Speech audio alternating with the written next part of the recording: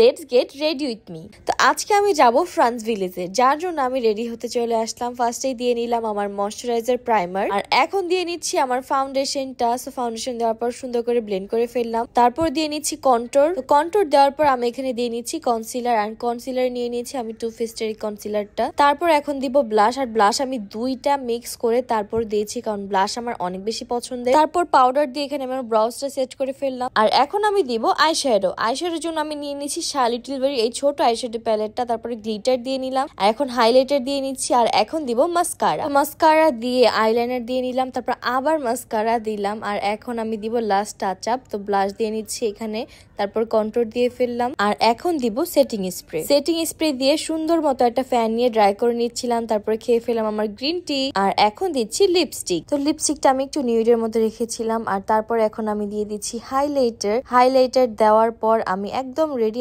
এই হচ্ছে কি আমার আউটফিট, আর এটা আমি নিয়েছি সেলিব্রিটি চয়েস থেকে। তো নাও আমি হচ্ছে আমার হেয়ারটা সেট করে ফেলতেছিলাম। সো এক সাইড কার্ল ডান, আর এক সাইড এখন ডান হয়ে গিয়েছে।